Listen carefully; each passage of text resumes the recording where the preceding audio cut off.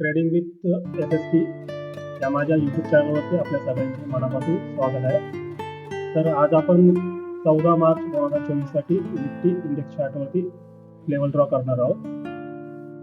त्याआधी आपण काल ज्या लेवल ड्रॉ केलेल्या आहेत त्या लेवलला आज मार्केटने कशा प्रकारे रिस्पेक्ट केलेलं आहे ते पाहूया.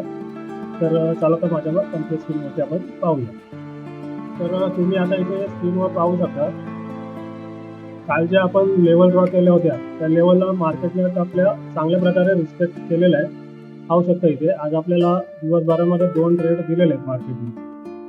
पाहू शकता तुम्ही इथे मार्केट ओपन झालं, रेजिस्टन्सला ओपन झालं, रेजिस्टन्स पासून आपल्या सपोर्टला आलं, सपोर्टला ब्रेक केलं, सपोर्टला ब्रेक केल्यानंतर जो सपोर्ट होता तो रेजिस्टन्स बनला, परत त्या रेजिस्टन्सला ब्रेक केलं, ब्रेक करून थोडासा वेळ घालवला मार्केटमध्ये आणि वेळ घालवल्यानंतर तिथे प्राइस ॲक्शन तयार झाली. पाहू शकता तिथून एक ट्रेड लाईन गेलेली दिसते तुम्हाला, ट्रेड लाईन ब्लॅक कलरची जी ट्रेड लाईन गेलेली आहे. तर ट्रेड लाईन कशी ड्रॉ करायची हे मी माझ्या यूट्यूब चॅनलच्या व्हिडिओ बनवलेला आहे. ज्यांना कोणाला माहिती नसेल त्यांनी जाऊन तो पाहावा, त्यांना कळेल ट्रेड लाईन म्हणजे काय असते. तरी पण मी एक ओव्हरव्ह्यू देतो तुम्हाला.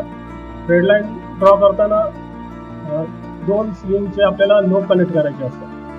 तुम्ही ते पाहू शकता इथं मार्केट खाली आलं, इथून खाली येऊन स्विंग बनवला, स्विंग बनवल्यानंतर हा ज्या स्विंगचा लो आहे तो आणि त्याच्यानंतर जो दुसरा स्विंग लो बनवेल तर त्याचा लो आपल्याला कनेक्ट करायचा. म्हणजे एक पेक्षा दोन आपल्याला 2 कॅन्डलच्या विक कनेक्ट करायचे असतात. म्हणजे 2 पॉईंट आपल्याला कनेक्ट करायचे असतात तरच आपल्याला ती ट्रेड लाईन तिथं ॲक्टिव्ह होते. 2 पेक्षा जास्त असली तरी चालतील पण 2 पेक्षा कमी नाही पाहिजे. 2 पॉईंट आपल्याला कनेक्ट करायचे. तर कळलं तुम्हाला ट्रेड लाईन कशी ड्रॉ करायची. 2 पॉईंट आपल्याला कनेक्ट करायचे स्विंगचे. तर पाहू शकता तुम्ही इथून एक ट्रेड लाईन गेलेली आहे आणि ह्या ट्रेड लाईनला ब्रेकआउट केल्यानंतर मार्केटने इथून इथपर्यंत चांगल्या प्रकारे आपल्याला रिवॉर्ड दिलेला आहे. त्याच्यानंतर दुसरा ट्रेड इथे बनलेला आहे. इथे पण प्राइस ॲक्शन बनवली मार्केटने. ट्रेड लाईन गेली, इथं ट्रेड लाईनला ब्रेक केल्यानंतर इथून इथपर्यंत चांगल्या प्रकारे आपल्याला रिवॉर्ड दिलेला आहे मार्केट. चांगल्या प्रकारे आज मार्केटने आपल्या लेवलला रिस्पेक्ट केलेला आहे. तर आता आपण उद्याच्या ट्रेडिंगसाठी लेवल ड्रॉ करूया. त्याआधी हे सर्व मी डिलीट करतो कारण आपल्याला फ्रेश लेवल ड्रॉ करायचे आहे. लेवल ड्रॉ करण्यासाठी आपल्याला 30 मिनिटाचा टाइम फ्रेम आपल्याला वापरायचा आहे. 30 मिनिटाचा टाइम फ्रेम सिलेक्ट केलेला आहे, पाहू शकता तुम्ही. तर इथे तुम्ही आता स्क्रीनवर पाहू शकता मार्केट ओपन झाल्या एक डाऊनफॉल आलेला आहे मोठ्या प्रमाणात. पाहू शकता जसं ओपन झालं तसं मार्केट खाली झालेलं आहे. 500 पॉईंट मार्केट खाली आलेलं आहे आज. तर चांगल्या प्रकारे सेलिंग झालेली आहे मार्केटमध्ये.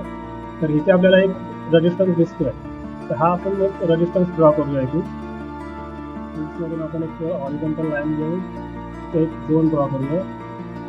लक्षात ठेवा आपल्याला लेवल ड्रॉ करताना तेव्हा पण आपल्याला झोन ड्रॉ करायचा.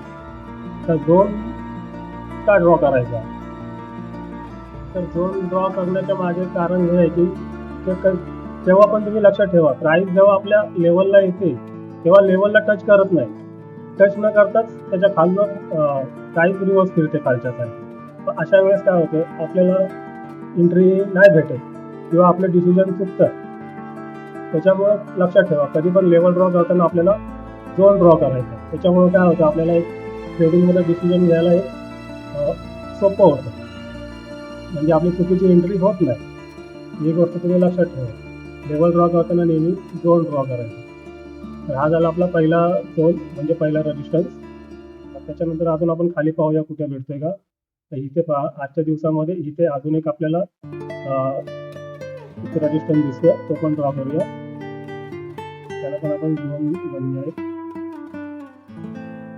आणि एक गोष्ट लक्षात ठेवा क्लोजिंग प्राइसच्या वरती जेवढे पण आपल्याला लेवल भेटतील ते सर्व आपले रेजिस्टन्स असणार आहेत आणि क्लोजिंग प्राइसच्या जेवढे खाली आपल्याला लेवल भेटतील ते सगळे सपोर्ट असणार आहेत. ही गोष्ट तुम्ही लक्षात ठेवा. क्लोजिंग प्राइसच्या वरती जेवढे पण लेवल असणार आहेत ते सर्व रेजिस्टन्स असणार आहेत आणि क्लोजिंग प्राइसच्या खालचे लेवल सर्व सपोर्ट असणार. तर आपल्याला इथे आता 2 रेजिस्टन्स भेटलेले आहेत. त्याच्यानंतर पहा मार्केट आज खाली आलं, खाली येऊन थोडंसं रिजेक्शन घेतलं आणि पुन्हा वरती गेलेलं आहे. इथे आपल्याला एक सपोर्ट दिसतोय. आपण हा एक सपोर्ट पण ड्रॉ करूया. त्याच्यानंतर इथे 12 तारखेचा जर तुम्ही डेटा पाहाल, 12 तारखेच्या डेटामध्ये पण आपल्याला इथे सपोर्ट रेजिस्टन्स दिसते, तो पण एक ड्रॉप आहे. जी मोठी कॅन्डल तुम्हाला दिसते, चांगल्या प्रकारे रिजेक्शन आलेलं आहे या कॅन्डल, म्हणजे इथे बायर्सची एंट्री झालेली आहे. त्याच्यामुळे इथे एक आपल्याला एक रेजिस्टन्स दिसतोय, तो पण आपण ड्रॉ करूया. तुम्हाला कळत असेल झोन का बनवायचा ते, पण झोन बनवल्यामुळे आपल्याला ट्रेडिंग डिसिजन घ्यायला सोपं जातं, चुकीच्या एंट्री आपल्या होत नाही. आता आपल्याला क्लोजिंग प्राईसच्या वरती 3 लेवल भेटलेले आहेत, तर क्लोजिंग प्राईसच्या खाली आपल्याला सपोर्ट शोधायचे. एक सपोर्ट आपल्याला भेटलेला आहे, अजून 2 सपोर्ट आपल्याला शोधायचे. बॅक जायचं, बॅक जाऊन आपण पाहायचं तिथे अजून सपोर्ट आपल्याला दिसतोय. तर आता इथं पाहू शकता मी 14 तारखेचा डेटा, 14 तारखेला इथून मार्केट ओपन होऊन वरती गेलेलं म्हणजे. आणि एक गोष्ट लक्षात ठेवा, मार्केट केव्हा पण ओपन आणि क्लोज हे सपोर्ट किंवा रेजिस्टन्सलाच होते. तुम्ही पाहिजे तर बॅक टेस्ट करून पाहू शकता, मार्केट ओपन आणि क्लोज हे सपोर्ट किंवा रेजिस्टन्सलाच होते. त्याच्यामुळे आता हा इथे ओपन झालं तर इथे समजायचं आपण की इथे सपोर्ट आहे. आता आपण हा एक सपोर्ट ड्रॉ करूया. आता ह्या गोष्टी तुम्हाला कोणी सांगणार नाही, माझा जो एक्सपिरियन्स आहे तो मी तुम्हाला सांगतोय, कारण मी आतापर्यंत जे अनुभवलं आहे तेच तुम्हाला मी सांगतोय व्हिडिओच्या मार्फत. मार्केट ओपन आणि क्लोज हे सपोर्ट आणि रेजिस्टन्सलाच होतं. आता इथे 13 तारखेच्या डेटामध्ये पण आपल्याला इथे एक सपोर्ट दिसतोय, तो पण आपण ड्रॉ करूया. अशा प्रकारे आपल्याला उद्याच्या ट्रेडिंगसाठी 6 लेवल भेटलेले आहेत, पाहू शकता तुम्ही. पाहूया उद्या आपल्याला मार्केट ट्रेड देत आहे का नाही ते. आणि उद्या थर्सडे म्हणजे गुरुवार असल्यामुळे उद्या एक्सपायरी आहे निफ्टीची, त्याच्यामुळे कोणी ट्रेडिंग करणार असेल तर जरा जपून ट्रेडिंग करा एक्सपायरीच्या दिवशी, कारण एक्सपायरीच्या दिवशी व्हॉलिटिलिटी पण जास्त असते आणि टाइम डिकेचा एक प्रॉब्लेम असतो. त्याच्यामुळं एक्सपायरीच्या दिवशी ट्रेड करणं अवॉइडच करा, कारण काय होतं की एक्सपायरीच्या दिवशी प्रीमियम कमी असल्यामुळे लोक त्या दिवशी ट्रेडिंग जास्त करतात, आणि त्याच्यामुळे ते जास्त ट्रेडिंग केल्यामुळं ज्यांना नॉलेज असतं ते आपलं प्रॉफिट घेऊन निघतात बाहेर, म्हणजे बिगिनर असतात, नवीन असतात.